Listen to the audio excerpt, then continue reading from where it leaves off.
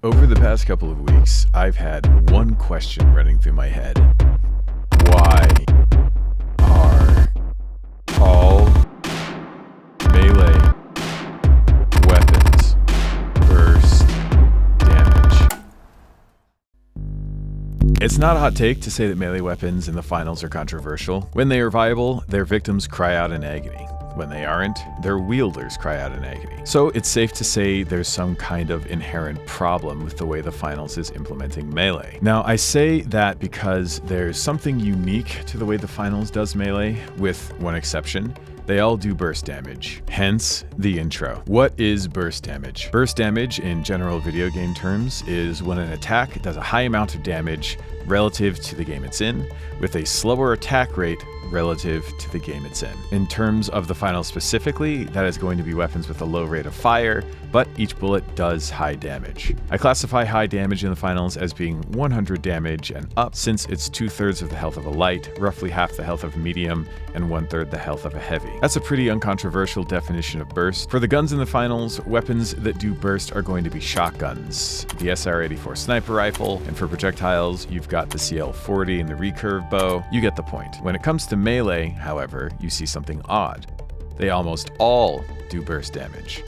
The dagger, one hits anything but the heavy with its alt attack to the back. The sword's alt attack charges up and does burst. The dual blades literally do a 2-shot burst, which, when landed, does 100+ damage. Both the sledgehammer's attacks are burst. The spear's alternate attack does a silly little spin AoE, which does burst. Each hit lands for 105 damage. So why does this matter? It can be hard to close the distance in a shooter with advanced movement like the finals, so it makes sense that they do need to do a big burst of damage to make it count when they do catch up.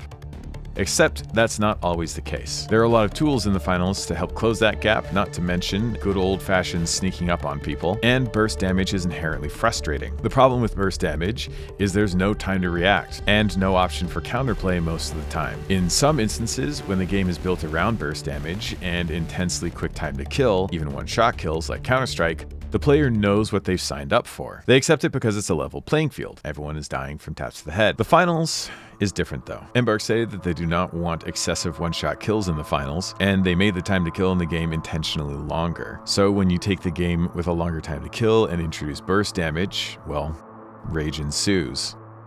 Flash forward to Season 7 of the finals. The light sword was nerfed last season with the promise to rework it, granted. The dagger received a weird out-of-nowhere nerf that nobody asked for. Sledgehammer has been nerfed this season. None of the other melee weapons were ever truly viable to begin with. So, where does the finals go from here? In my opinion, Embark needs to change the way they approach melee. Not every weapon needs to be burst. When you look at the hit scan offering, you often have this great diversity of damage types: burst, sustain, which is when you shoot lots of bullets that do small amounts of damage each, like the AKM or the M60. Mid-range damage types like the 5556 and the LH1, which shoot at a decent speed and do a decent chunk of damage, and there are more types that are a bit harder to define. So why not bring some of that diversity to melee? That's my question, at least. I'm going to do something I try to avoid usually, which is give suggestions. The reason I avoid giving suggestions most of the time is because people have the tendency to ignore the larger point being made and focus in on critiquing a hypothetical suggestion.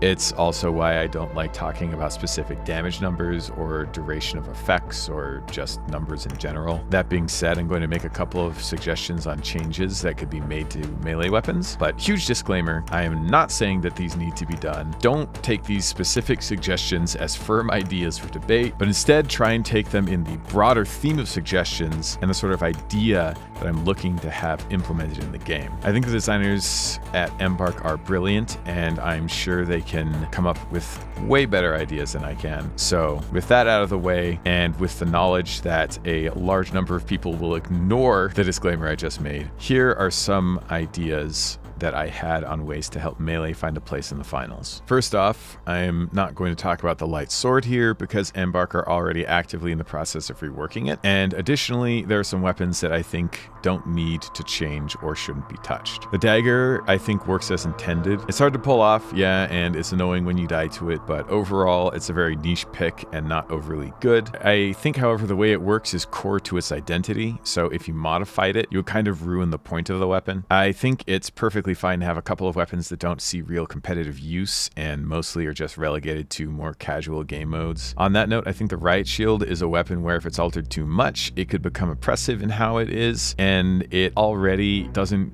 really do burst damage. So again, I think this is okay being a niche pick, mostly for the casual game modes. Lastly, I think the sledgehammer has burst damage baked into the DNA of its identity, and the point here is not to eliminate burst damage from melee, just to reduce it and add some diversity into the weapon class. Okay, so now my first recommendation is going to be the dual blades. I like the way the reflect works for the most part. I think they just need to sort out some of the janky stuff, get the hitbox working properly, get rid of the delay from when you press alt fire to when you actually start deflecting. It's very small, but I don't think it needs to be there at all. The weapons are already hard enough to use. I think the second you hit right click, you should be deflecting bullets. Additionally, there's some weird stuff with the hitbox where if you get too close with a gun, you can just shoot through it to the other side, even though you're still standing in front of the player model. I think that shouldn't be the case, and it makes sort of blocking and defending for somebody who's trying to get a cash out a bit overly hard. And again, I don't think that this would make it overpowered or broken. For the actual attack itself, I would like to see this become a very fast attacking weapon with low damage per hit, basically like a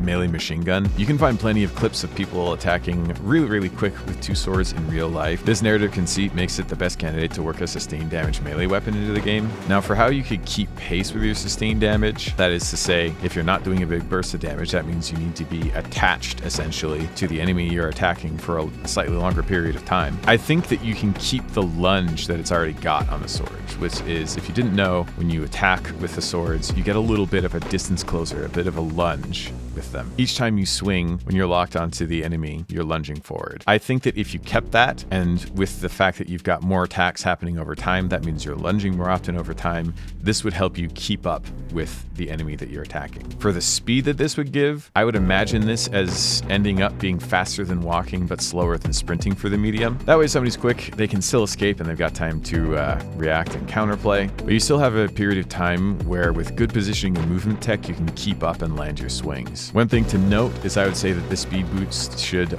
still only activate if you're locked onto a target. So within a certain distance, just like the way that the melee lunge works currently with the double swords, that way you're not using it to move across the map. But also the fact that it would be slower than just sprinting would mean that if you're not in combat, there would be no reason to use it anyway. Hopefully that makes it so it's not like some broken movement tech as well. Next up would be the spear. I think the primary attack for it is in a good place. It's that medium damage, medium attack speed zone that I was talking about. Basically the melee version of a Pike 5.56. What I would change here is the alternate attack, or the right click on PC. I have no idea what it is on controller. The spin attack is very clunky, very swingy, in that you will either surprise people and rack up free kills, or you're just going to be standing there in place in an uncancelable animation, which is going to leave you as easy fodder for anyone who's looking at you. My proposal would be to change this to a sort of lunge attack. Keep it as doing the same amount of damage as a basic attack, so like 65 damage, but make it so that the alternate attack is instead a lunge that spears through an enemy player and holds them in place. I think it would be really cool if it could pierce through any number of players that the attack hits and holds them all in place for this short duration of time, but I understand that could also be overpowered potentially. So again, I'm not talking about specifics of balance. This is again just a general concept of what could work. So let's not get too caught up on the details, but I could definitely see something like that leading to some very hype moments in a match where somebody manages to just line up the enemy players right so that they hit 3 of them all at the same time and lock down the whole enemy team and are able to, get the cash out that way. I think it would be very, very cool. Again, I don't know if that would be super overpowered or whatever. Like I said, not about getting into the nitty gritty. For duration, I'm imagining something very quick, like 1 second or less even, which if you look, most weapons in the finals have a TTK on medium of around 1 second, which paired with the initial damage of the thrust would mean that if you have good teamwork and act fast, you can use it to secure a kill again. But the cool thing about it is if you're not on top of things, it's fast enough to where someone could still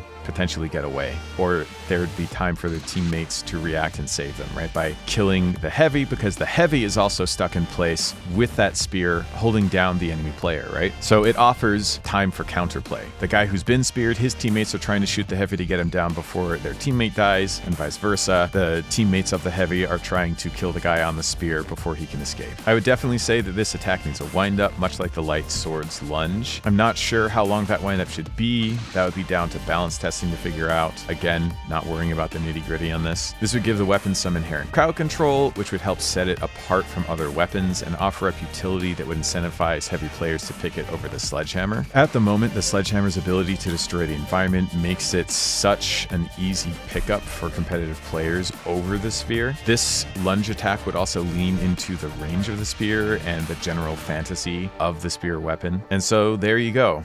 I think that with the changes to these two weapons and whatever Embark has cooking up with the light sword, that you could take melee from being a controversial item at best and a joke at worst to being a viable part of the game.